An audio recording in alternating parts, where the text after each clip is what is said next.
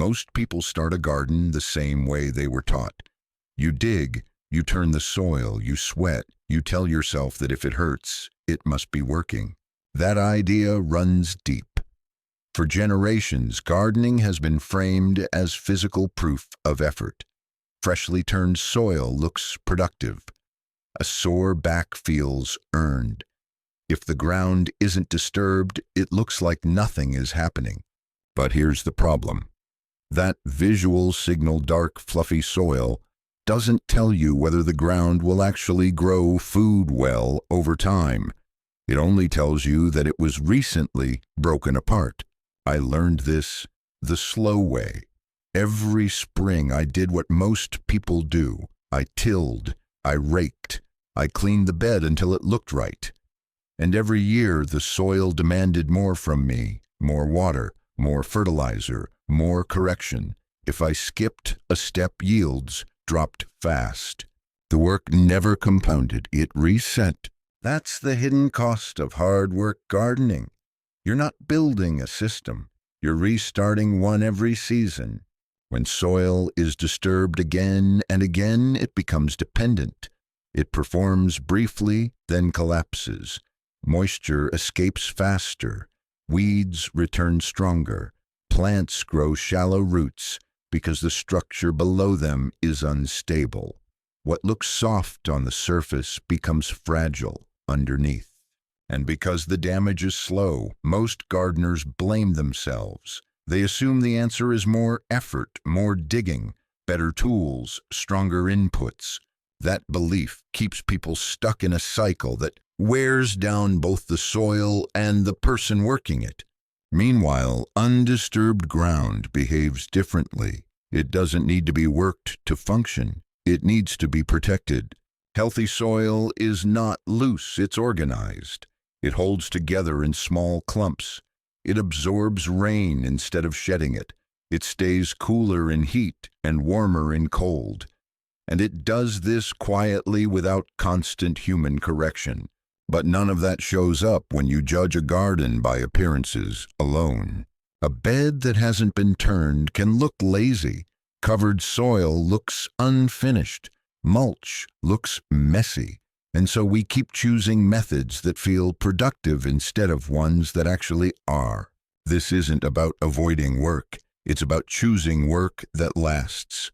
If a garden requires you to rebuild it every spring, it's not resilient. It's temporary. And temporary systems fail first when water is scarce, energy is limited, or your body can't keep up anymore. The real question isn't how hard you're willing to work. It's whether the work you're doing is building strength or quietly undoing it.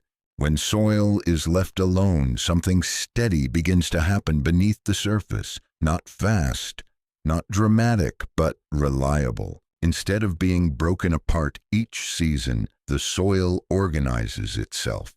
Tiny particles bind together into small clusters. These clusters create spaces, room for air, room for water, room for roots to move without force.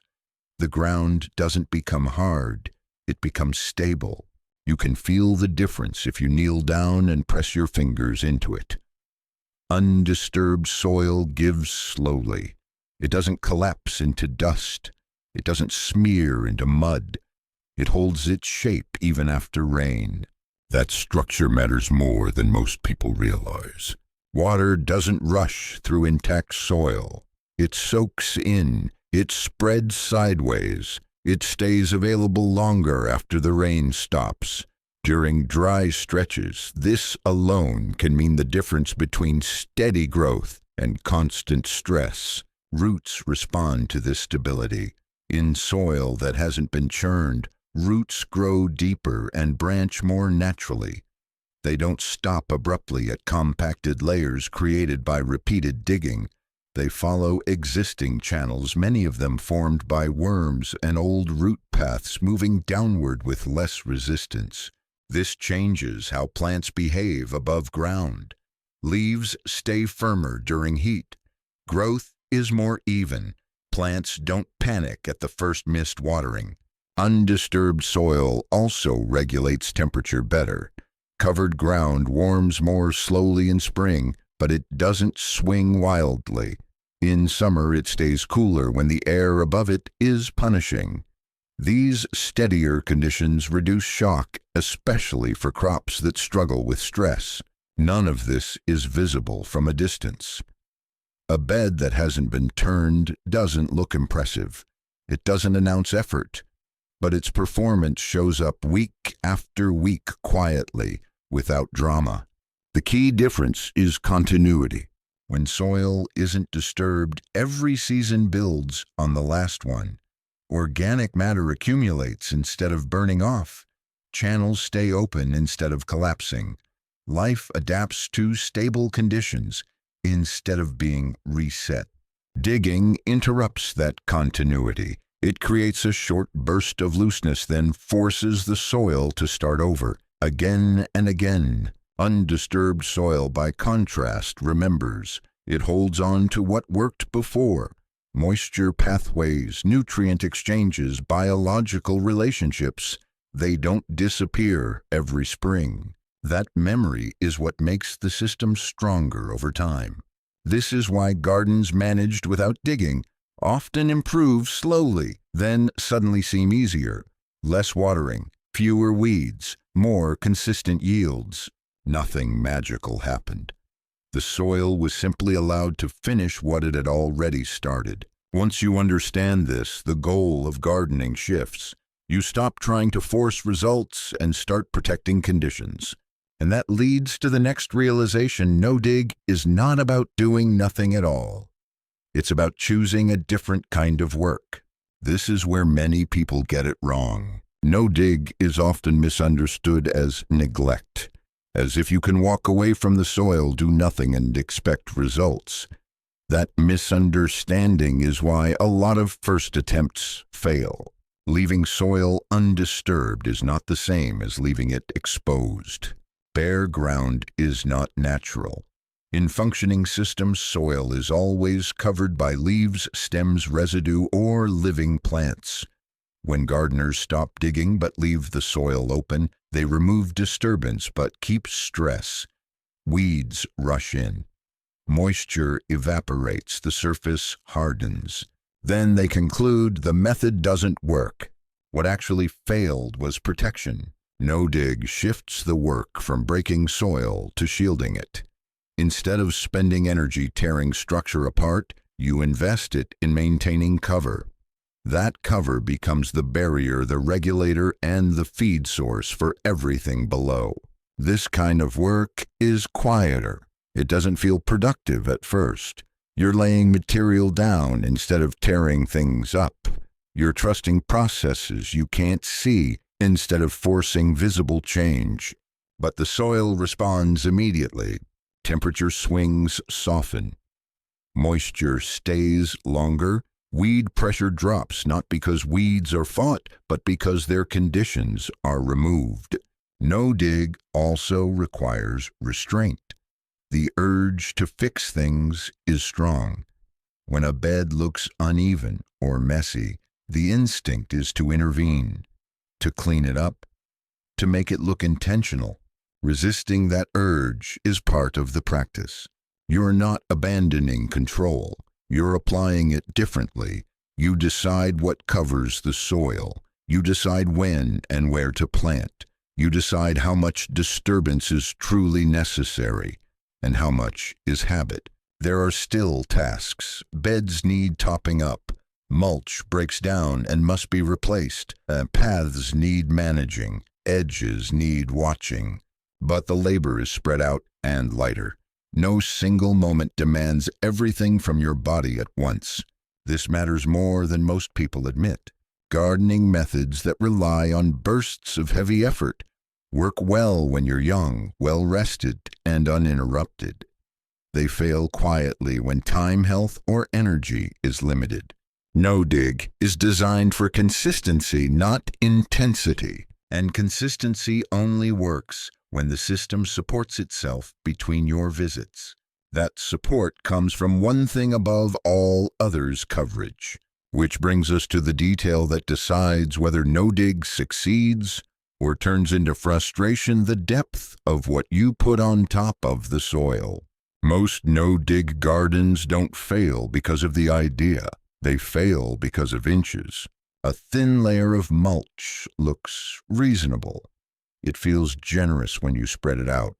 4 inches seems like a lot when you're hauling it by hand. 6 inches feels excessive to anyone used to bare soil. But soil doesn't respond to effort. It responds to conditions. Below a certain depth, mulch is decoration. Above it, mulch becomes infrastructure. When the layer is shallow, sunlight still reaches the soil's surface. Weed seeds sense that light and wake up. Moisture evaporates quickly. Temperature swings hit the ground directly. You end up pulling weeds, watering more, and wondering why the system isn't carrying its weight.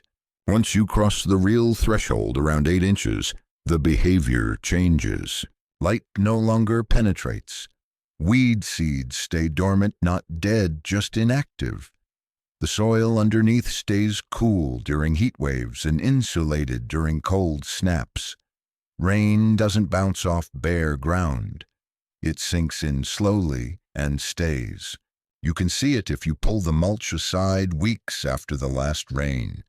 The surface beneath is still dark and damp, while nearby uncovered soil has already hardened and cracked.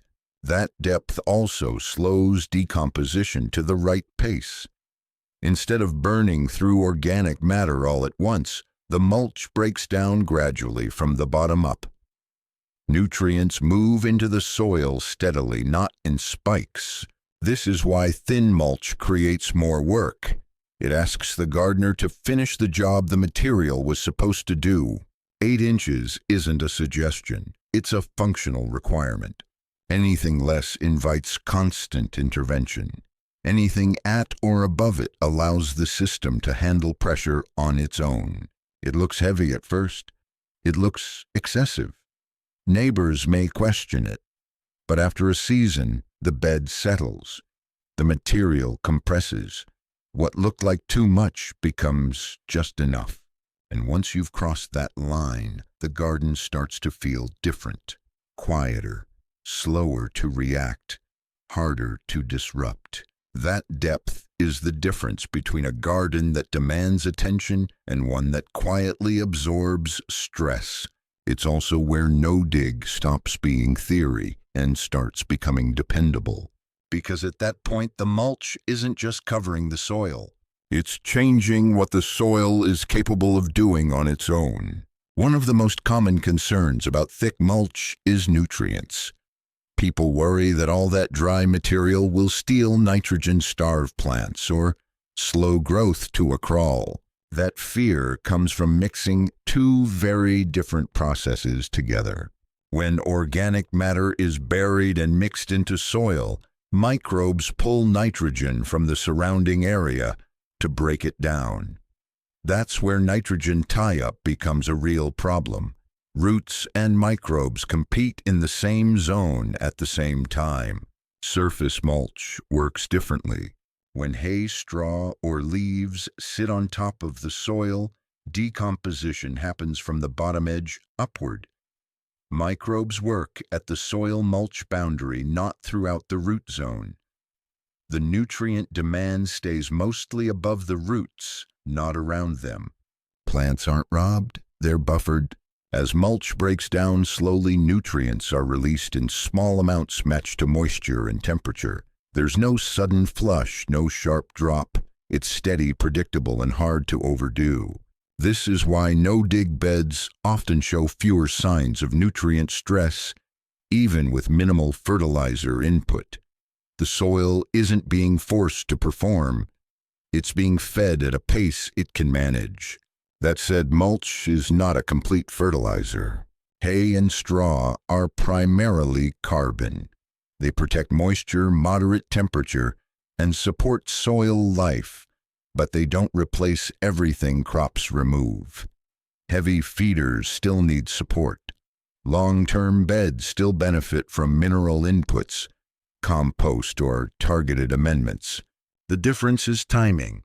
Instead of dumping nutrients into disturbed soil and hoping roots catch them before they wash away, no-dig systems hold nutrients in place. Fungi, bacteria, and soil organisms store and exchange them as plants need them. You're feeding the system, not just the crop. Over time, this changes expectations. Growth may not explode early in the season, but it stays steady. Leaves hold color longer. Plants recover faster after stress. Yields don't spike and crash. This balance is easy to miss if you're used to quick results. It rewards patience instead of urgency. Mulch feeds the workers below ground. Those workers, in turn, feed the plants. Skip that relationship and you're stuck compensating with inputs forever. Once you understand that fertilizer becomes a supplement, not a crutch, and that only works because something else is being protected, at the same time connections in the soil that can't survive disturbance. Beneath the surface of healthy soil is a system most gardeners never see, but plants depend on it every day. Fine threads run through the ground thinner than roots, spreading outward in all directions. They connect plant to soil, soil to soil, and sometimes plant to plant. These threads move water minerals and signals through the bed quietly without pumps or pipes. This network takes time to form. It grows slowly following stable conditions. It strengthens when the soil stays intact. It weakens when those conditions are broken. Every time soil is dug or tilled, that network is cut apart. Not damaged, severed. What took months to build is broken in minutes. The soil doesn't die, but it loses its organization. The channels collapse. The connections disappear. The system has to start over from fragments. At first, this damage is hard to notice. Freshly disturbed soil looks loose and inviting. Roots move easily through it. Plants respond with quick early growth. But that softness is temporary. Without those underground connections, water moves poorly. Nutrients drift instead of being guided. Roots have no established pathways to follow, so they spread shallow and wide instead of deep and anchored. As the season goes on, the soil dries faster. Stress shows up sooner. Plants begin to rely on constant outside support. This is why tilled gardens often feel high maintenance, even when they look healthy early on. The structure that should be doing the work has been removed. In undisturbed beds, those networks stay in place year after year. They thicken, they adapt to local conditions. They respond faster when roots appear in spring because they're already there. This continuity matters more than any single amendment. It's also why no-dig systems improve with time instead of wearing out. Each season adds layers to an existing foundation instead of scraping it clean. The soil becomes more than a medium. It becomes a partner. Once you see this, digging feels less like preparation and more like interruption. And when interruptions stop, something else becomes noticeable: how well the soil handles water when the weather stops cooperating. Water is where most gardens fail first, not because rain stops completely, but because the soil can't hold what it gets. In disturbed beds, water either runs off or drains too fast to be useful. After a heavy rain, the surface seals. After a hot day, moisture disappears. No-dig soil behaves differently. With the surface protected, rain doesn't strike bare ground. It filters through layers, slowly giving the soil time to absorb it. Instead of a quick flush, water spreads sideways and downward, filling spaces that stay open year-round. You can see this after a storm. Nearby tilled beds crust over, paths puddle. Meanwhile, a mulched bed stays soft. Step on it, and it gives slightly instead of compacting.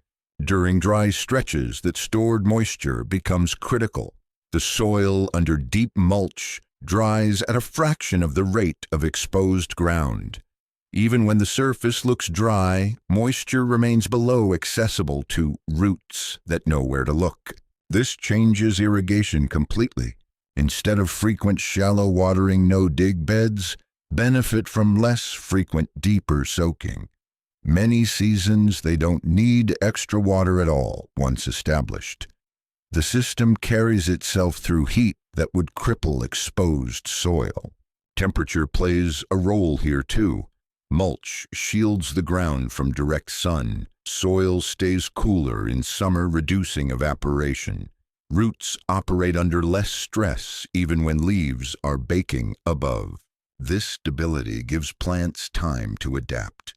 They don't rush growth after rain, then shut down days later. They grow steadily even when weather swings. When water becomes unreliable, that steadiness matters. Gardens built around disturbance require constant rescue. Gardens built around protection absorb shock. And that resilience doesn't just affect moisture. It changes how plants defend themselves, how pests behave, and how much attention the garden demands from you. Which leads to the next question: what happens to plant health when the soil stops being a weak link? When soil stays stable, plants behave differently. They don't surge and crash. They don't panic at the first sign of stress. Growth becomes steady instead of reactive. Roots in no-dig beds tend to go deeper, not because the soil is loose, but because pathways already exist.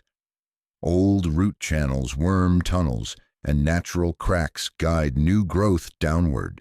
Instead of spreading thin near the surface, roots anchor themselves where moisture and minerals last longer. This depth changes everything above ground. Leaves hold their shape longer during heat. Plants recover faster after wind or dry spells. Flowering stays more consistent because stress signals don't interrupt development as often. Pest pressure also shifts. In stressed gardens, insects find easy targets. Weak tissue, erratic growth, and nutrient imbalances attract problems quickly. In stable systems, plants are less reactive. Sap flow stays balanced. Tissues toughen naturally. This doesn't eliminate pests, but it reduces outbreaks. Damage stays localized instead of spreading.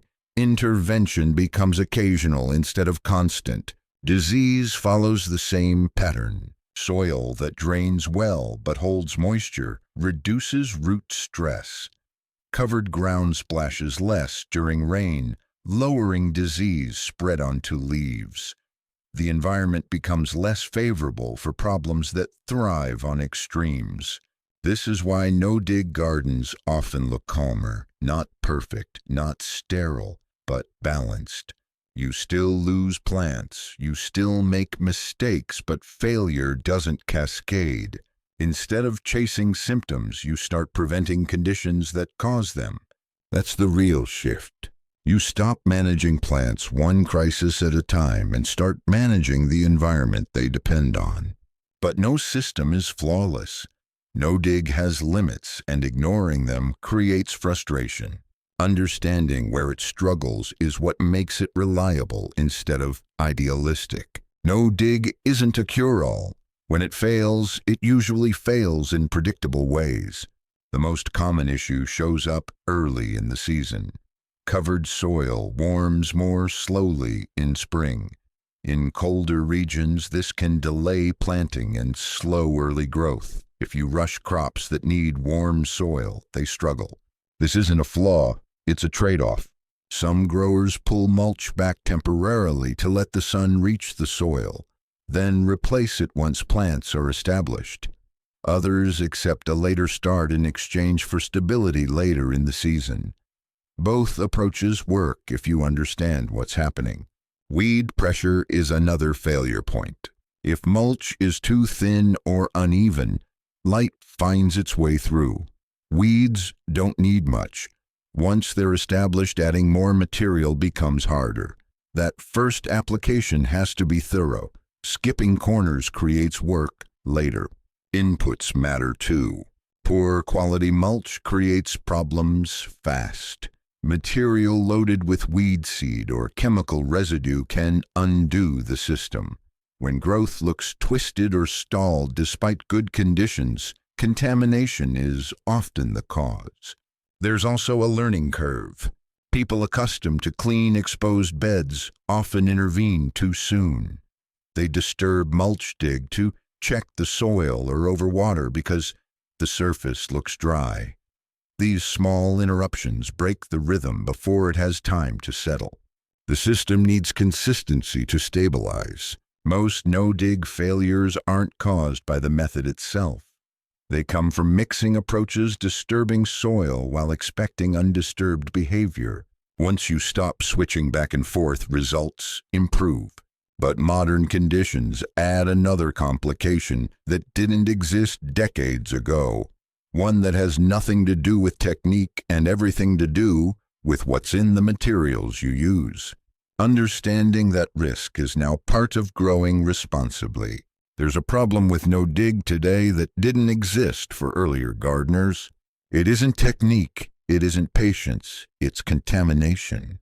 Many of the materials people rely on for mulch now come from systems that use long-lasting herbicides. These chemicals are designed to survive rain, sun, and time in the field. Some of them pass through livestock unchanged. Some survive composting. Some remain active for years. When that material ends up in a garden, the damage is quiet but severe. Plants don't die outright. Instead, they twist. Leaves curl inward. Stems grow thin and brittle. Growth slows even though water and nutrients seem adequate. Tomatoes, beans, peas, and potatoes are usually the first to show it. The soil looks fine, the mulch smells fine, but the system stalls. This is why blindly trusting free hay straw or manure has become risky. Weed-free doesn't mean chemical-free. Clean-looking bales can still carry residue strong enough to disrupt a garden for multiple seasons. The only reliable defense is testing. Before spreading new mulch, take a small amount and mix it with clean potting soil. Plant a few fast-growing seeds alongside a control pot with plain soil. Give them a few weeks. If the test plants grow distorted while the control stays normal, don't use that material. It's a simple step, but it saves entire seasons. This risk doesn't mean no-dig is unsafe. It means inputs matter more than ever. When the soil isn't disturbed, anything you place on top has long-term influence. That's a strength, but only if you're careful. Once safe materials are in place, the system regains its reliability. And with that reliability comes another concern people raise: what happens when mulch creates habitat instead of order.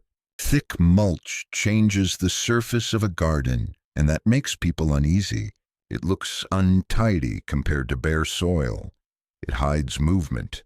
It feels like you're giving something up control, visibility, order.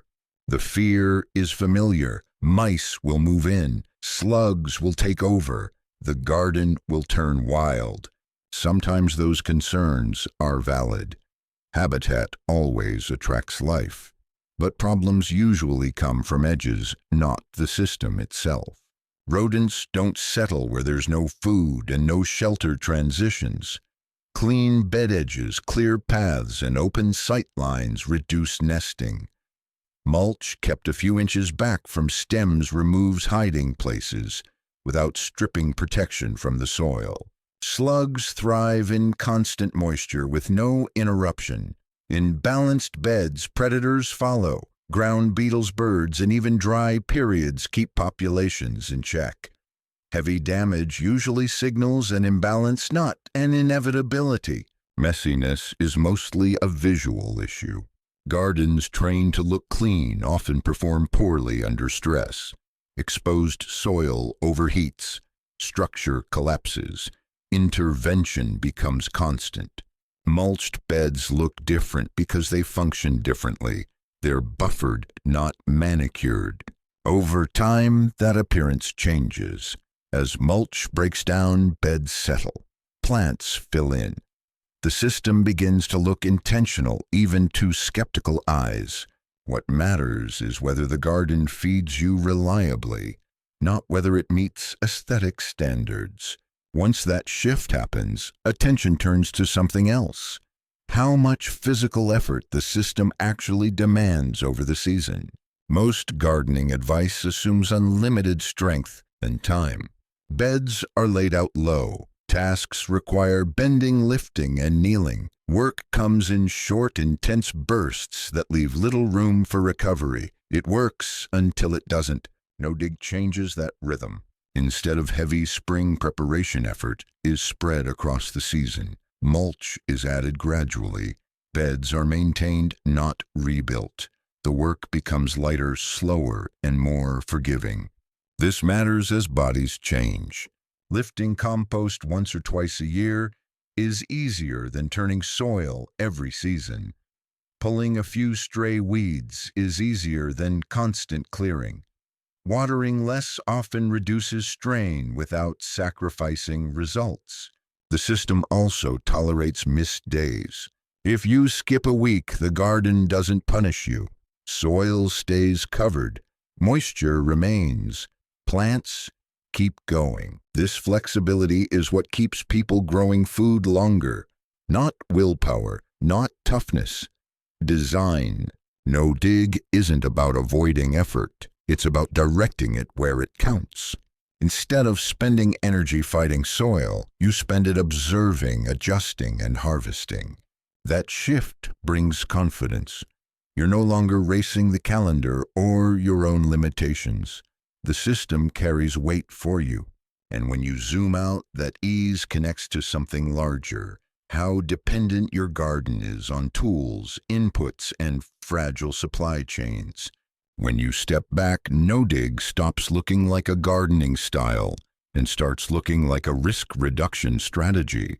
It relies on fewer tools, no engines, no fuel, no seasonal rush to prepare beds before weather turns. If something breaks, the system doesn't stop working. It also relies on fewer outside inputs. Water use drops. Fertilizer needs become predictable and modest.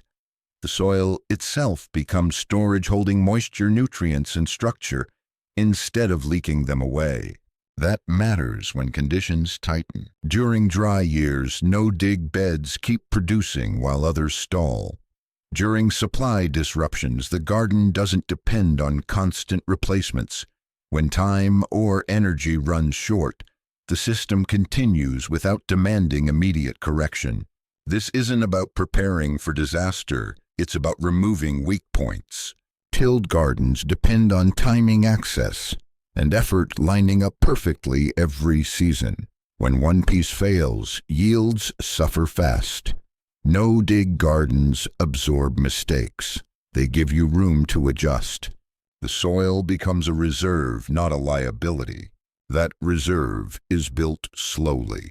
It doesn't show up in one season. But once established, it's hard to undo. Even neglect doesn't erase it immediately.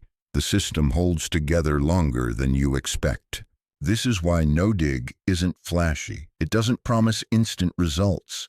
It rewards consistency and patience instead of urgency. And that's exactly why it lasts. At its core, no-dig is about trust. Not blind trust, but informed trust in processes that have already proven themselves. When you stop interrupting the soil, it starts carrying more of the load. Which brings us to the final point, what it means to step back and let a system finish the work it's already doing. At some point, every grower reaches the same crossroads. You can keep correcting, adjusting, and forcing results. Or you can pause and watch what the soil does when you stop interfering. No-dig asks for restraint more than effort. It asks you to leave structure intact, to keep the ground covered, to add material instead of tearing things apart, to accept that progress in soil is measured in seasons, not weekends. This can feel uncomfortable at first, especially if you were taught that good gardening looks busy, that clean soil means control, that stillness means neglect. But once the system settles, the results speak clearly. Beds stay workable without being turned. Moisture holds without constant watering. Weeds lose ground without being fought. Plants grow with fewer swings and fewer emergencies. The soil stops reacting and starts responding. That's the difference.